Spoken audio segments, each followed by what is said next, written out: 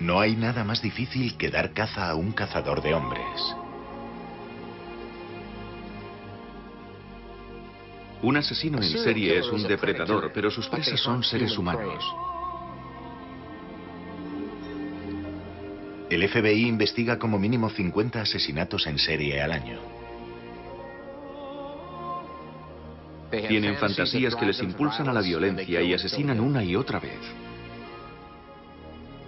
¿Quién puede convertirse en víctima? Es algo que determina una sola cosa: la mente del asesino en serie.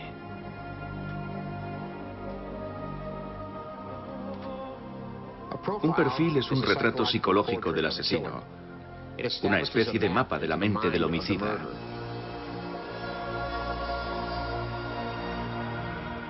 Y la cacería se inicia partiendo de ese mapa. Alexandria, estado de Virginia, cerca de la ciudad de Washington. Dos oficiales de policía recuerdan una serie de brutales asesinatos que ocurrieron hace décadas. En el primer caso que tuvimos, el cuerpo apareció en un canal de desagüe.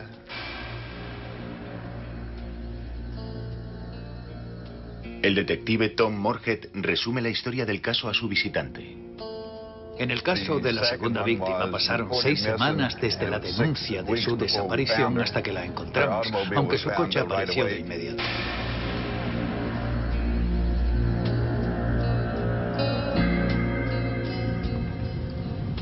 El número de víctimas iba en aumento. La número 3 apareció en un arroyo sumergida en el agua.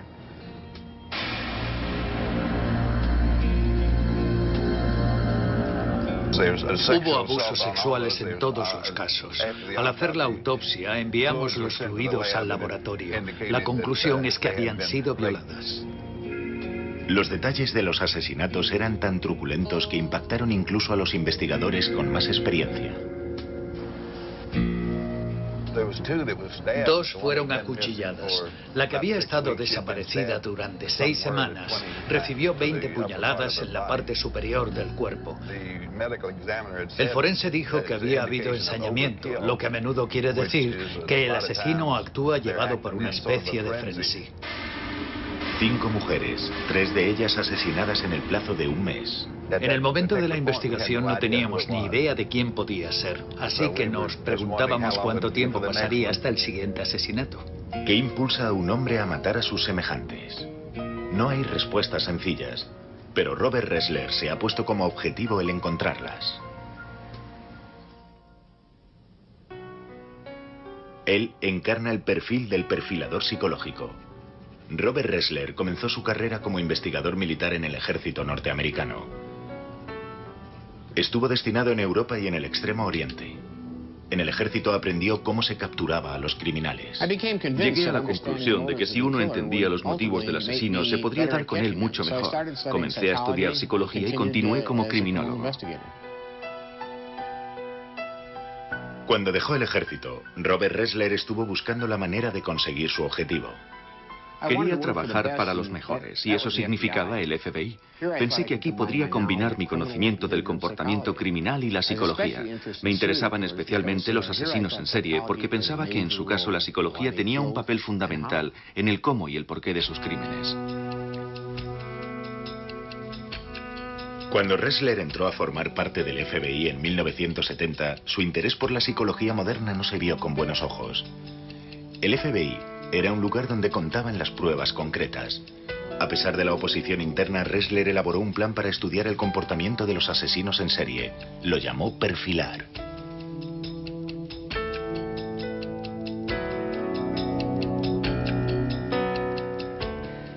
Tuve una comida de trabajo con el por aquel entonces director del FBI, William Webster. Al final de la comida me miró y dijo: señor Ressler, creo que tiene usted una gran idea. Quiero que trabaje con profesores universitarios, con los mejores expertos ajenos al FBI, y quiero que este programa tenga éxito. Así se puso en marcha.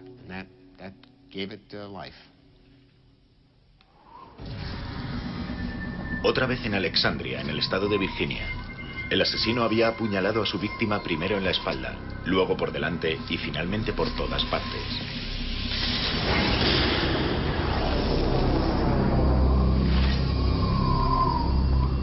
En el depósito de cadáveres es donde Robert Ressler busca las pistas.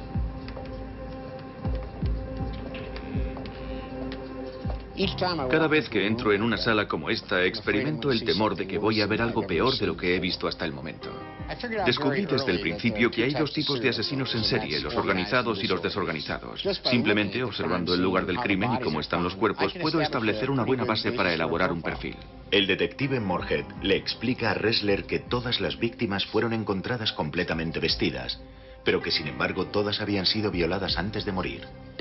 Si llevan la ropa bien puesta, diría que el asesino les ha ordenado que se vistan ellas mismas. Si la ropa está mal puesta, eso indica que el asesino las vistió después de la muerte. El hecho de que sea de una forma o de otra permite un primer acercamiento a la mente del asesino. Robert Ressler destaca ese revelador detalle.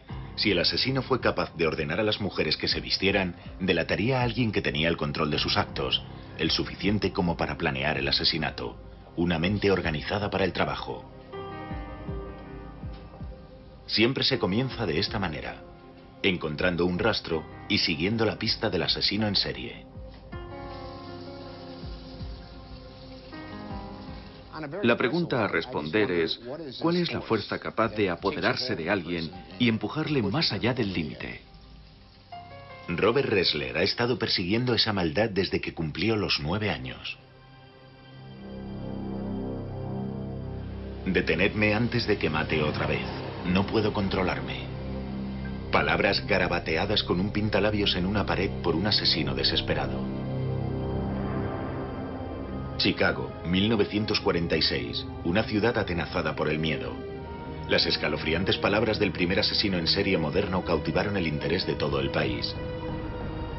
2 mujeres brutalmente asesinadas, encontradas en lugares cuidadosamente pensados.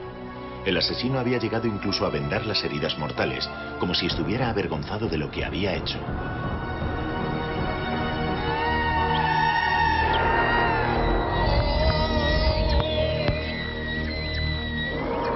Me vino a la cabeza que yo debía haber hecho algo.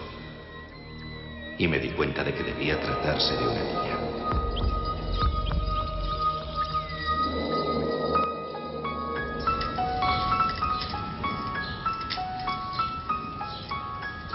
Robert Ressler creció en la zona nordeste de Chicago.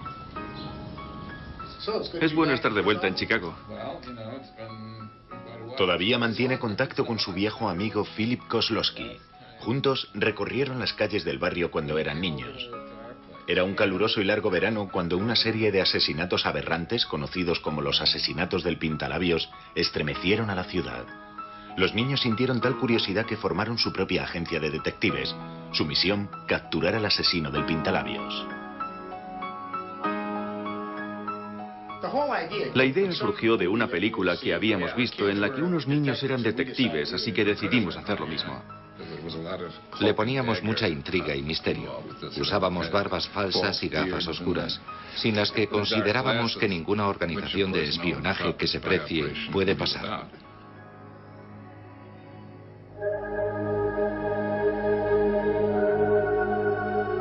Pero los juegos terminaron pronto, cuando el asesino actuó de nuevo. La policía encontró restos humanos flotando en las cloacas de Chicago. La víctima fue identificada. Se trataba de Susan Degnan, de 6 años. La habían raptado de su casa. Había sido asesinada y mutilada. Aquello paralizó a la ciudad de Chicago. Había varios elementos terroríficos. Un niño raptado en su dormitorio en plena noche, restos humanos encontrados en las alcantarillas y, por supuesto, el tipo confesándolo todo. La policía detiene a William Heirens, un estudiante de 17 años. Lo confiesa todo. El asesino del Pintalabios tiene ahora un rostro.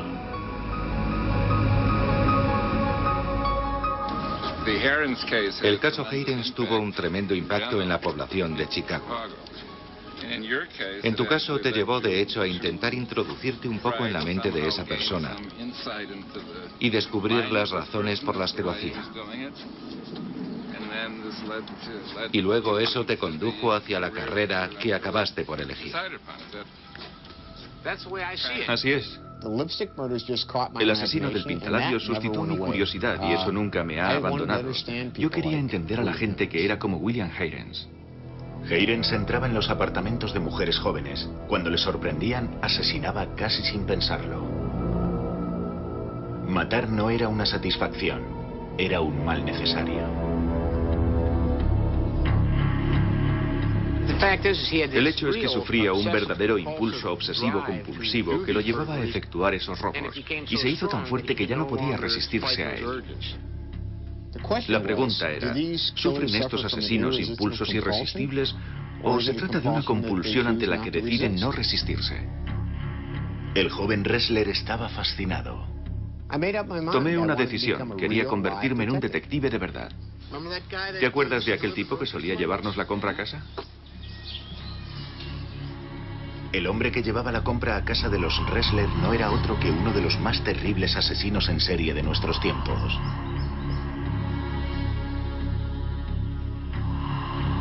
John Wayne Gacy, el asesino de la máscara de payaso.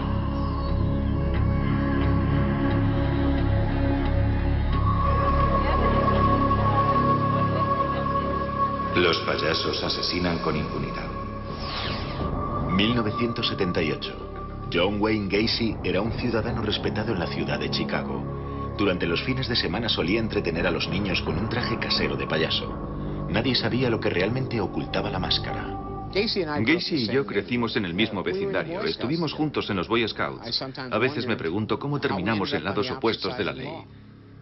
¿Qué me hizo a mí un policía y a él un asesino?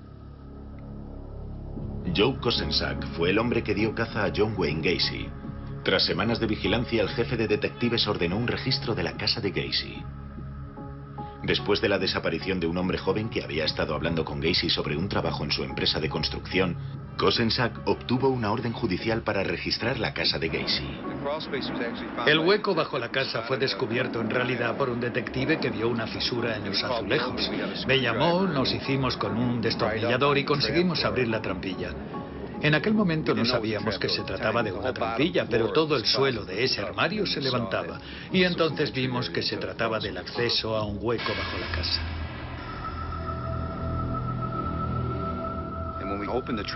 Un agente de la científica penetró a través de la trampilla hasta el hueco y al cabo de 5 minutos salió arrastrándose y nos dijo que había 3 cuerpos allí abajo.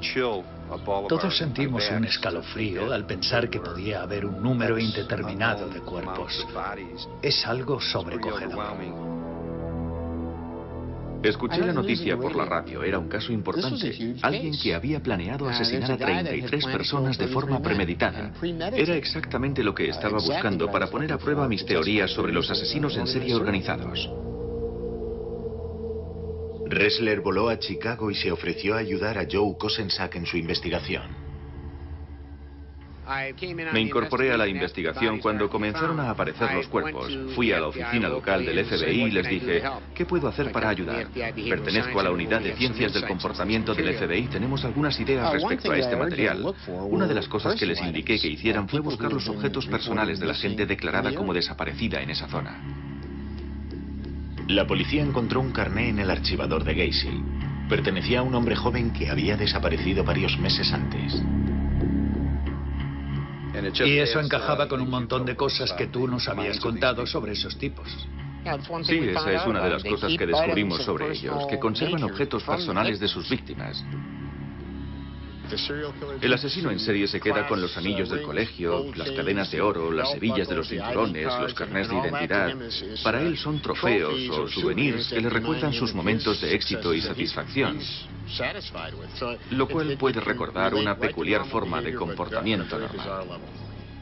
Lo que fue realmente interesante es que las pruebas, la mayor parte de las pruebas que encontramos, se hallaban sobre el aparador de Gacy en su dormitorio, el cual, a mí personalmente, me recordó una especie de altar.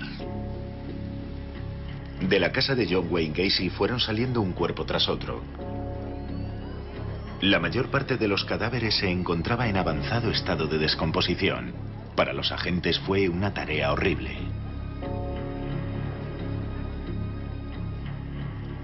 ¿Qué le había hecho a aquellos chicos? Era como encontrarse en mitad de la peor pesadilla.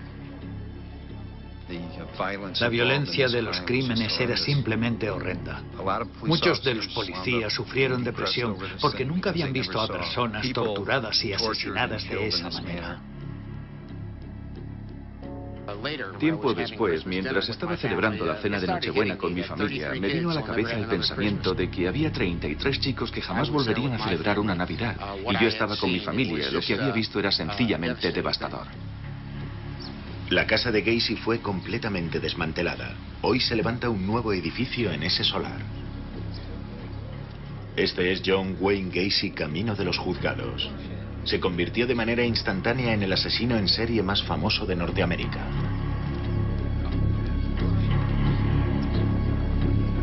Durante su juicio, Gacy mantuvo que los crímenes los había cometido un alter ego. Puede que eso fuera una mentira, pero encajaba con mi convicción de que incluso un asesino en serie organizado puede disociarse de sus crímenes. Gacy aguardó en su celda el veredicto, pero no hubo sorpresas. Fue condenado a muerte.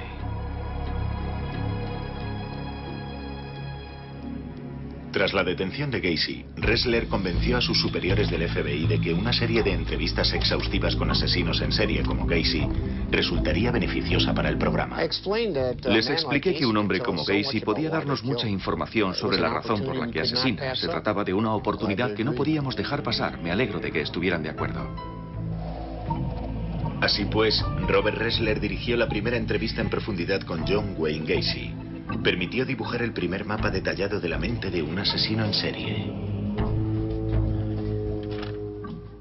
La entrevista con Gacy reforzó mis teorías sobre los asesinos en serie. Demostró que un hombre que aparentemente tiene control sobre sí mismo y se desenvuelve con normalidad en la sociedad puede ser un depredador letal. Un asesino organizado es el más peligroso.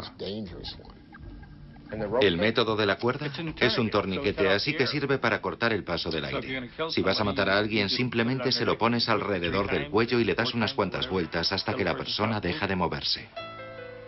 Finalmente llegó el día del ajusticiamiento de John Wayne Gacy. Había pedido que Robert Ressler estuviera presente durante la ejecución, pero el agente del FBI se negó. La noche de la ejecución, Robert Ressler se despertó justo después de medianoche, precisamente en el momento en que John Wayne Gacy moría. Ressler estaba sudando y tenía problemas para respirar. Estuvo mirando un cuadro, un regalo que Gacy le había hecho después de su primer encuentro, un autorretrato del asesino vestido de payaso.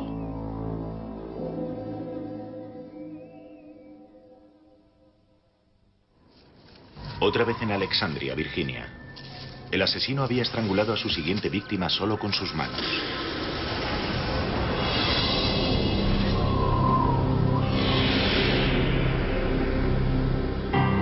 El siguiente paso.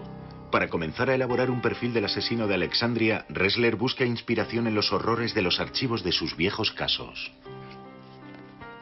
Tienes que ver el lugar sucio y peligroso en el que viven sus mentes. Tienes que pasar mucho tiempo allí. A veces cuesta cerrar la puerta cuando lo dejas. Para empezar, Ressler reúne las pruebas que sugieren un denominador común. Las mujeres tienen todas aproximadamente la misma edad y la misma apariencia. Las circunstancias de sus desapariciones son todas similares. El lugar donde se las ha encontrado también es similar. Así pues, hay similitudes con las que podemos trabajar para trazar un perfil. Apuñalamiento, ahogamiento, estrangulación. Este tipo no ha encontrado todavía su pasión. El asesino en este caso es casi seguro un varón joven. Yo no iría buscando a un varón mayor y experto que haya entrado y salido de la cárcel varias veces. Yo diría que es alguien menor de 30 años. Un individuo que ha vivido una infancia perturbada. Un individuo que proceda de un hogar disfuncional. La ausencia del padre estaría casi cantada. Utiliza a sus víctimas como objeto de su propia satisfacción sexual. Ha asesinado 5 veces y lo volverá a hacer. No se detendrá a no ser que alguien lo detenga. No siempre es posible atrapar a un asesino en serie antes de que ataque de nuevo. Algunos de ellos son tan escurridizos que asesinan durante años antes de que se les atrape. Como Ted Bundy.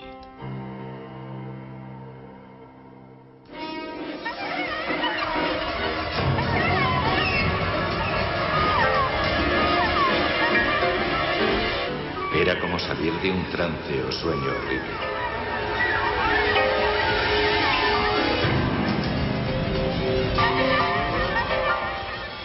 Si ha habido un hombre que me asustara de verdad, ese fue Ted Bundy. Y todavía no sé realmente si he descubierto cómo era.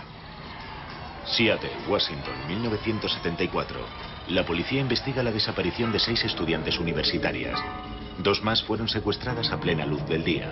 Todas eran mujeres jóvenes con las mismas características, morenas, hermosas, y todas fueron golpeadas hasta morir.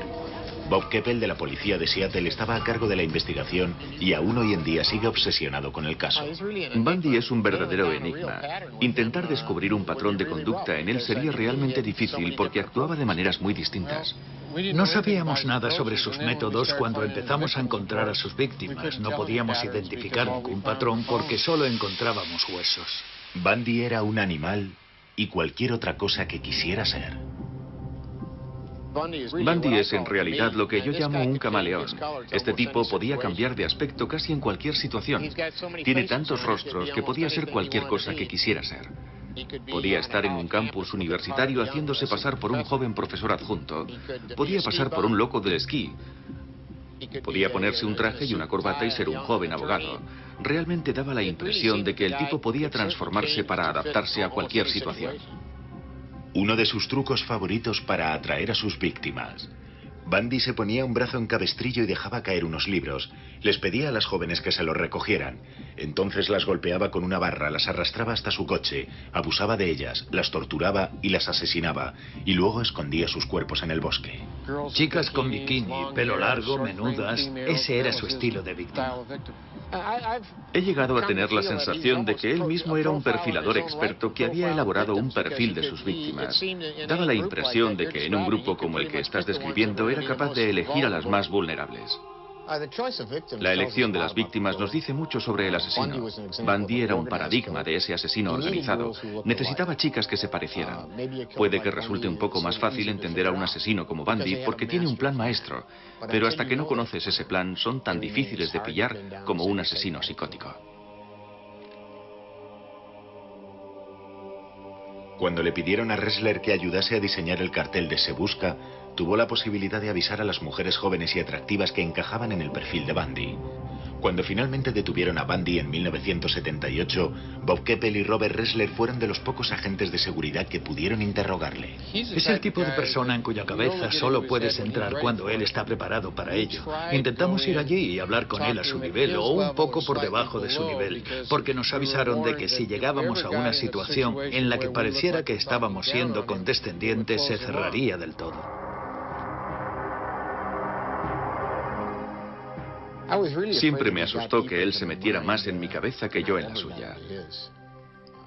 Todavía sigo sin saber con exactitud quién llevaba el control y eso me sigue molestando hoy. Bundy era un maestro en su juego.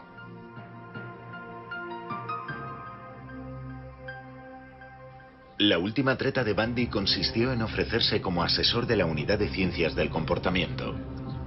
El asesino maestro pretendía dar clases a un grupo muy selecto, pero el FBI rechazó ese trato.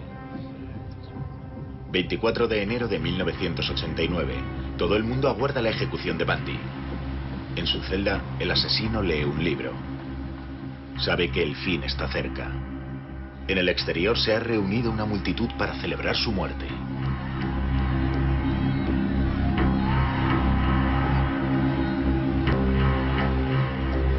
Cuando después de su muerte los guardias limpiaron su celda, encontraron uno de mis libros sobre asesinatos en serie.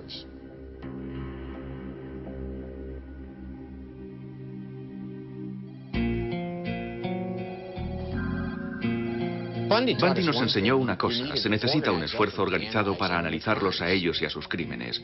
Si hubiésemos dispuesto de un sistema informático con referencias cruzadas, podríamos haber establecido conexiones entre sus crímenes mucho antes, y con mejores perfiles podríamos haber dado con él mucho más rápido. Después de Bundy nos aseguramos de crear una base de datos nacional para que todo eso fuera posible. Después de Bundy, el FBI entendió el valor de los perfiles. Sin un perfil criminal, los investigadores no tienen una idea del tipo de persona que buscan. No conocen la edad, no conocen el sexo, no conocen la raza. No tienen ninguna noción sobre la personalidad del individuo. Antes de la existencia de los perfiles, los agentes buscaban pruebas forenses convencionales: sangre, fibras o huellas dactilares que ayudasen a identificar a un sospechoso. Cuando disponemos de un perfil, se le da al investigador la oportunidad de tomar un atajo y localizar al sospechoso más verosímil, el cual a menudo resulta ser tu asesino. ¿Cómo fue quitarles la vida a esas mujeres? Ella salió del coche y comenzó a correr. Yo salí y eché a correr tras ella. Corrió hasta una carretera en la que había un bosque. La apuñalé por la espalda y cayó al suelo. Creo que la apuñalé 4 o 5 veces más.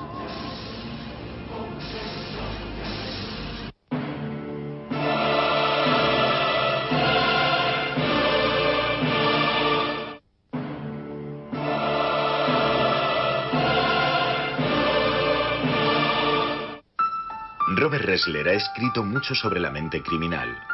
Su experiencia con los asesinos en serie más famosos configura el núcleo de su forma de elaborar perfiles.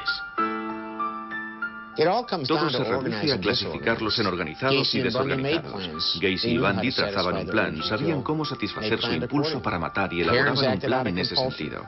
Higgins actuaba por compulsión, no había un plan. Todo esto me enseñó una cosa: que puedes clasificar científicamente a estos monstruos. El investigador busca la tarjeta de visita que el asesino deja en la escena del crimen. Te fijas en la posición del cuerpo, el estado del cuerpo. Buscas rituales o comportamientos rituales en la escena. Buscas una pauta en las heridas. Hay mucha diferencia entre una herida de puñal en el corazón y 50 en el pecho, o la mutilación de alguna parte del cuerpo, cabeza, órganos sexuales, cosas de esa naturaleza. Hay muchos elementos en el escenario de un crimen que brindan pistas directas sobre la personalidad del asesino.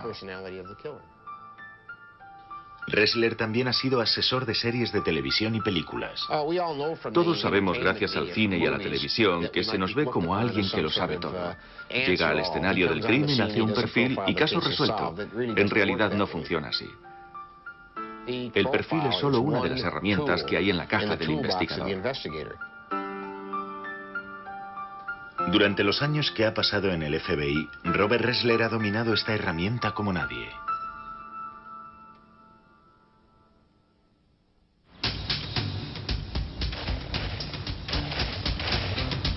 Academia de Entrenamiento del FBI en Quantico, Virginia.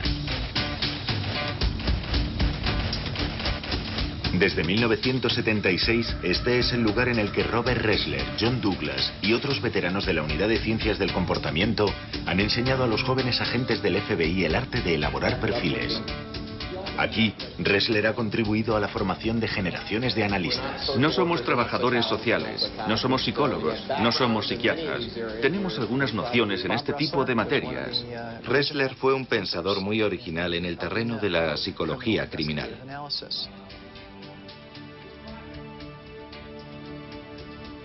Steve Bann es el actual director de la Unidad de Ciencias del Comportamiento. Aportó ideas realmente innovadoras para ayudar a comprender que hay algo diferente en los individuos que son depredadores. Él impulsó los primeros estudios sobre los escenarios del crimen relacionados con los cuerpos de las víctimas. Y contribuyó decisivamente al concepto de perfil tal y como lo conocemos hoy en el FBI. El FBI sigue en deuda con Robert Ressler y su trabajo.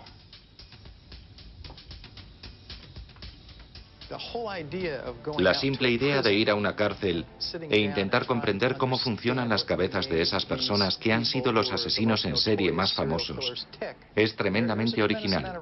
Nadie había hecho ese tipo de trabajo con anterioridad.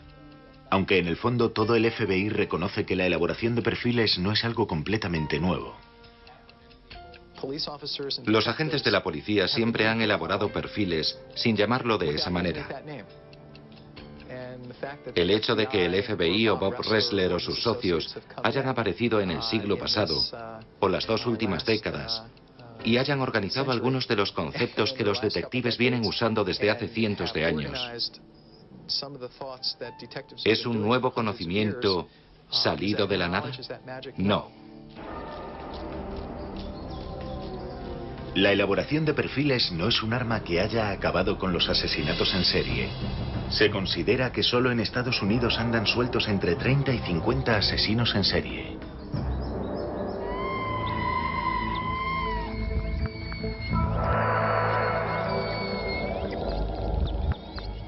Siempre supe la diferencia entre el bien y el mal, pero aún así no pude dejar de actuar.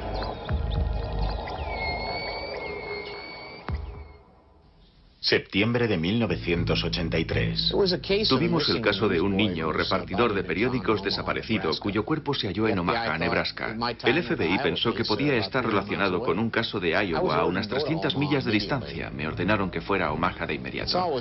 Es siempre peor cuando se trata de niños. Yo también tengo hijos y eso lo hace más difícil. El cuerpo del chico apareció en un campo contiguo a una carretera de grava, a 6 kilómetros de donde había dejado su bicicleta. Me ordenaron que ayudara a las fuerzas de seguridad locales y al FBI que elaborase un perfil criminal y un análisis criminal para ayudar en la investigación. Cuando el agente local del FBI me llevó al escenario, me fijé en la ubicación del cuerpo, justo al lado de la carretera sobre la hierba. Ressler percibió que el asesino no se había molestado en deshacerse de su víctima en un arroyo cercano. Esbocé un perfil previo. El individuo era probablemente una persona joven, quizá no muy fuerte, que encontraba difícil acarrear un peso muerto y posiblemente había abandonado el cuerpo antes de lo planeado.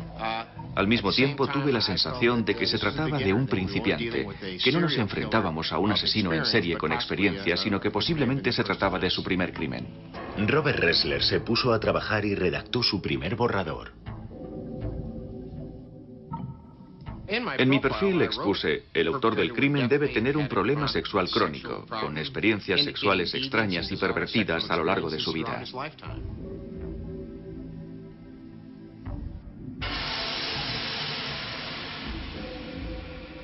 La forma en la que había aparecido el cuerpo del niño le reveló mucho a Robert Ressler sobre el asesino. A pesar de que había una aparente motivación sexual, no había acto sexual, no había indicios de penetración en el joven, su ropa interior estaba intacta.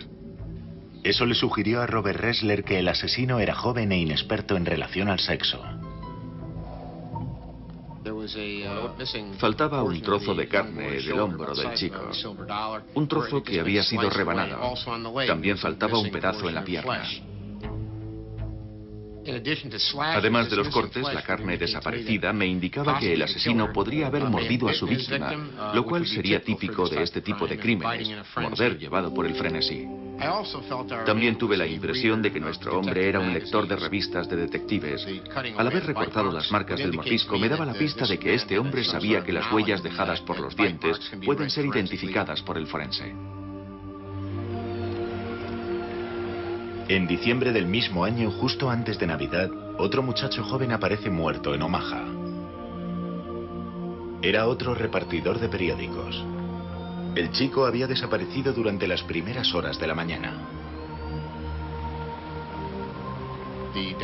El proceso de esa desaparición y la posición del cuerpo indicaban claramente que había una conexión con la primera víctima.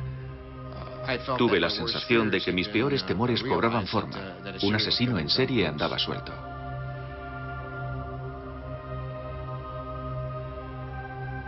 El segundo asesinato había sido diferente del primero en un aspecto crucial. El asesino lo había planeado mejor, era más premeditado. Este crimen lo había pensado bien.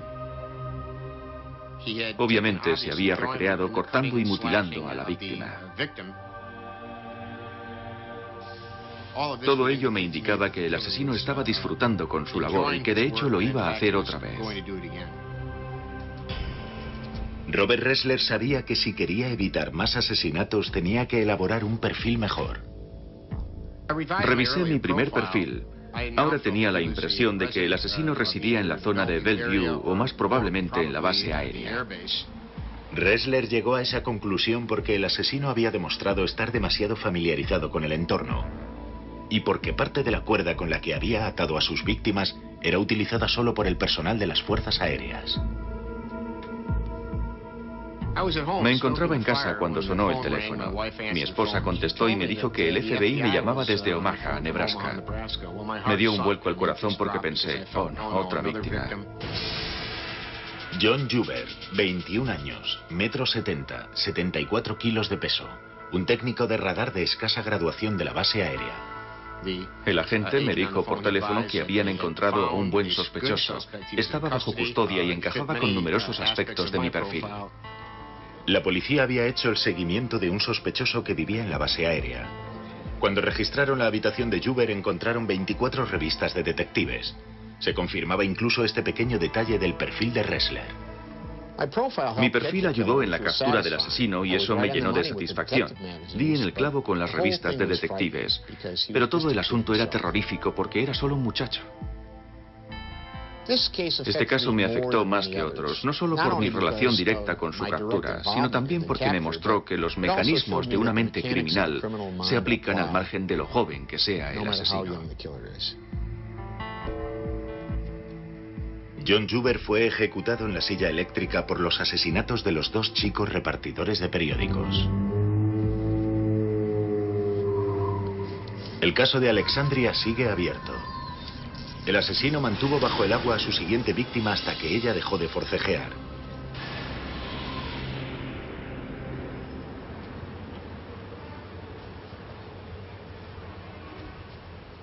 El detective Moorhead y Robert Ressler van de camino hacia el lugar del último crimen. En este caso en particular, la mujer fue encontrada por unos niños que estaban jugando por los alrededores de este riachuelo y se metieron por la tajea. Encontraron el cuerpo como a la mitad, medio cubierto por toda la suciedad arrastrada por la tormenta que se había amontonado sobre el cuerpo. Y esta es la tajea en la que apareció.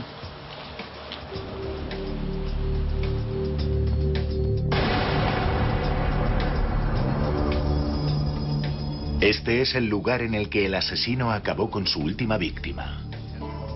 A veces da la sensación de que el asesino sigue aquí. Es escalofriante, es aterrador. A veces me pregunto si no estoy llegando demasiado lejos. Todo estribaba en tener el control absoluto. ¿Por qué y de dónde surgía? No lo sé.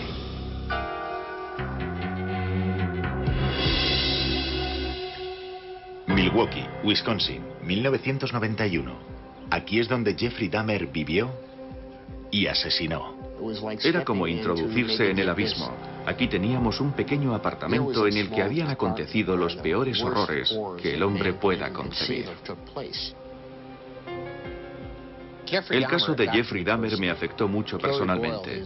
Jerry Boyle, su abogado defensor, me pidió que testificara a su favor. Este joven amable y agradable, ¿cómo te explicas algo así? Boyle quería demostrar que Dahmer estaba loco y que asesinaba durante episodios psicóticos. Sentí curiosidad. ¿Existía de hecho un asesino organizado que perdiera el control durante el asesinato? Un joven guió a la policía hasta un apartamento donde dijo que Jeffrey Dahmer le había torturado y que consiguió escapar cuando estaba a punto de matarle. Encontraron, por supuesto, cráneos en su nevera y también hallaron otros restos humanos en un depósito en su dormitorio. También había grandes contenedores de ácido en los que Dahmer disolvía a algunas de sus víctimas. Almacenaba cuerpos en su apartamento. Tenía restos humanos en su dormitorio y en la nevera. Tenía huesos en archivadores. Tenía cabezas y cráneos en recipientes de ácido. Cualquier persona que hubiera entrado en el apartamento en aquel momento y hubiera echado un vistazo se habría aterrorizado creyendo que había entrado en el infierno. El infierno privado creado por un hombre y padecido por sus víctimas. Me sentí muy agradecido ante la oportunidad de entrevistar a Jeffrey Dahmer. Parecía tan normal. Era agradable, no había nada ofensivo en él. Casi sentías una afinidad con él. Y al mismo tiempo lo que te estaba contando era suficiente como para ponerte literalmente los pelos de punta. No estaba obteniendo satisfacción, así que fui más allá. Tenía un taladro eléctrico. Después de drogarlos, les taladraba el cráneo con pequeños agujeros. Cogía una jeringuilla grande de las que se usan en la cocina, la rellenaba con ácido clorhídrico y se la inyectaba en los lóbulos frontales. ¿Y qué efecto producía? No parecía causar ningún efecto. Se despertó a las 2 horas desorientado y quejándose de dolor de cabeza. Así que le di más pastillas para dormir y lo estrangulé.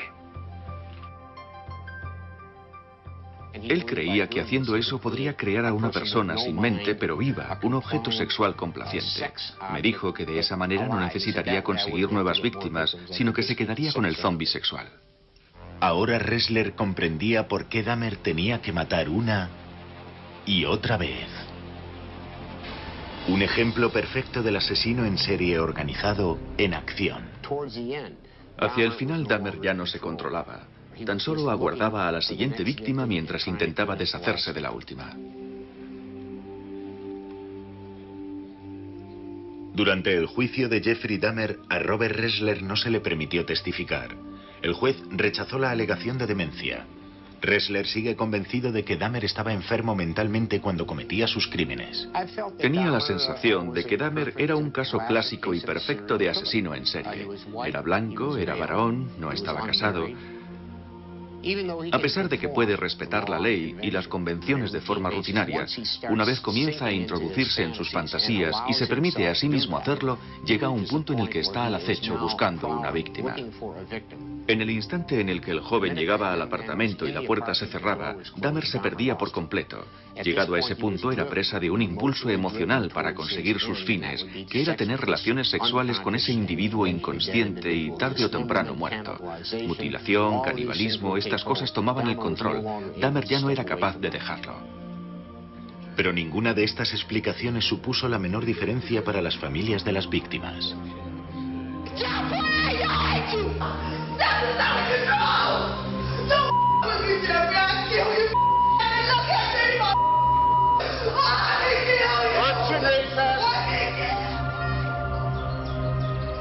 El caso de Jeffrey Dahmer era especial.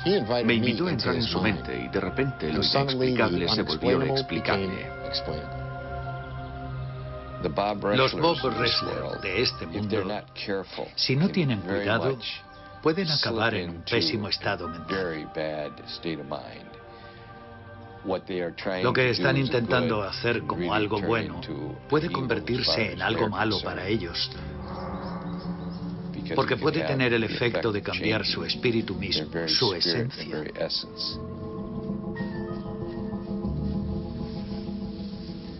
Caminan por el filo de la navaja. El hogar de Lionel y Shari Dahmer. Robert Ressler sigue manteniendo el contacto con el padre y la madrastra de Jeffrey Dahmer. Yo he educado a 3 hijos. Debe ser algo terrible darse cuenta de que has criado a un monstruo. Al igual que los Dahmer, Robert Ressler todavía está intentando encontrar la respuesta al enigma que supone Jeffrey. Tenía un pequeño círculo de amistades.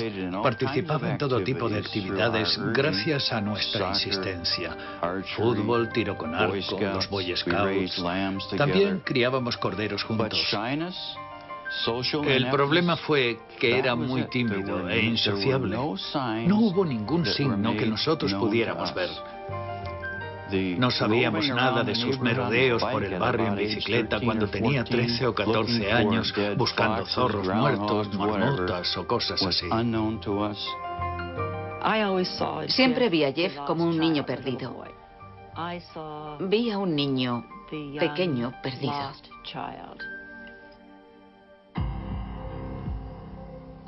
Cuando nos sentamos a hablar, me sorprendió lo rápido que se abrió Jeff Dahmer. Le pregunté por sus emociones cuando todo eso estaba sucediendo. Si se sentía enardecido y exaltado. Me dijo que no. Afirmó que actuaba de manera mecánica y que era como si se estuviera viendo a sí mismo y observando lo que sucedía. Eso es un síntoma claro de disociación. La disociación llevada al extremo origina un trastorno de personalidad múltiple. Era como si hubiera dos Jeffs. Uno estaba metido en el horror de todo el asunto y el otro se apartaba y observaba. Dijo, me cubría una manta de plomo y tenía una horrible sensación de pérdida. Su última víctima me dijo que cuando consiguió escapar, Jeffrey estaba en el dormitorio, se balanceaba y canturreaba, y que parecía que se hallaba en una especie de trance. Cuando este joven regresó horas más tarde con la policía, Jeffrey no se había movido, seguía haciendo lo mismo. Dahmer cambió la forma en la que yo enfocaba toda mi elaboración de perfiles. Por primera vez estaba viendo a un asesino organizado que perdía el control en un episodio psicótico. Me enseñó que no todo era blanco o negro. Él no sabía en absoluto por qué estaba obsesionado con esos pensamientos, esos actos que realizaba. No tenía la menor idea de por qué hacía esas cosas. Te da una mayor comprensión de todos esos seres humanos con los que nos codeamos a diario y a los que en realidad no conocemos. No conocemos su lado oscuro.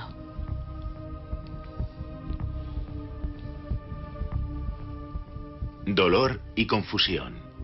Las víctimas y sus familiares lo conocen bien.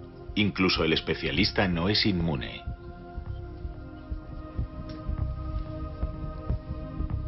Jeffrey Dahmer me hizo ver el mundo con ojos diferentes. El depredador puede ser de nuestra propia sangre. Alexandria, una vez más. El asesino apuñaló 25 veces a su víctima con un cuchillo.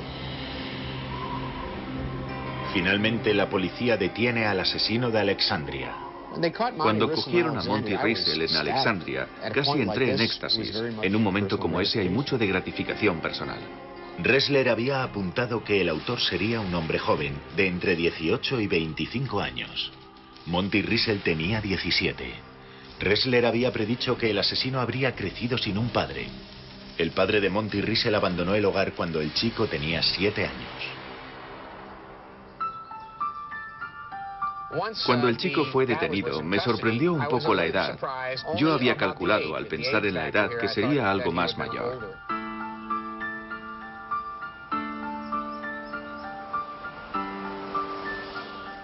En cierto sentido, esto es el final. Has estado trabajando en algo que ya puedes archivar, pero lo más importante es que ahora tienes la posibilidad de sentarte con el individuo, de hacerle preguntas. En cierto sentido, se convierte en una validación del perfil que has elaborado. ¿Has tenido razón? ¿Has dado en el clavo?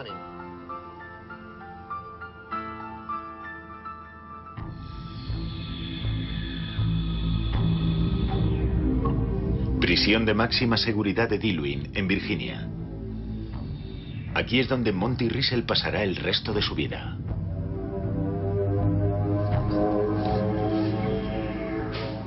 Siempre te preguntas, ¿cómo va a ser el encontrarte con un hombre sobre el que ya sabes tantas cosas? ¿Qué aspecto tiene un monstruo? Es siempre sorprendente. Una vez más, Robert Ressler se dispone a bucear en la mente de un monstruo.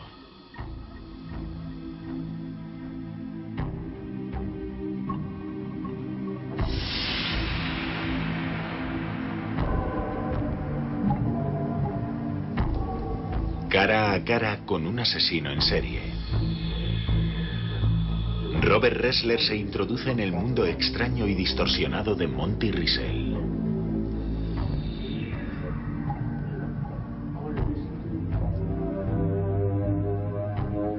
¿Cómo fue quitarles la vida a esas mujeres? Ella salió del coche y comenzó a correr. Yo salí y eché a correr tras ella.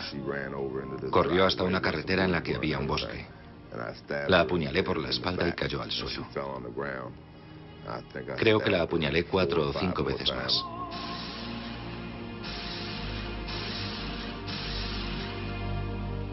Todo lo que Robert Ressler puede hacer ahora es escuchar. Se fue haciendo peor con cada una. No solo en cuanto a la violencia. Te ibas volviendo más autoritario. Ya no negociabas. Más autoritario, más exigente, con más necesidad de poder. Buscaba el control total, la dominación. Tenía poder para controlar a otro ser humano. Y eso hacía que me sintiera invencible. No estabas buscando a nadie en concreto, ¿verdad? No, simplemente fue la emoción del momento. Estaba paseando y llevaba todas esas cosas en mi cabeza. Y me dio la impresión de que algo se rompía en mi interior. Simplemente tuvo la mala suerte de que yo estaba allí cuando ella volvía a casa. El trabajo de un psicólogo criminal termina aquí, dentro de la mente de un asesino. Tiene algo de magia. Es como si dispusiera de una llave o de una ventana, a través de la cual puede mirar. Y cuando mira puede ver lo que alguien está haciendo.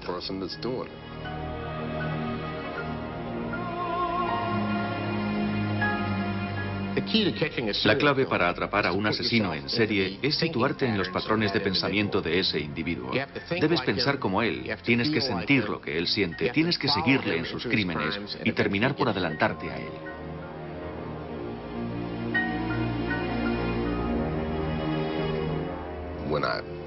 Cuando le hago un dibujo o le explico qué es lo que sucedió, parece estar allí. Puede visualizar lo que le cuento. Y al hacerlo, se introduce en mi cabeza y puede ver a dónde voy o lo que estoy a punto de hacer.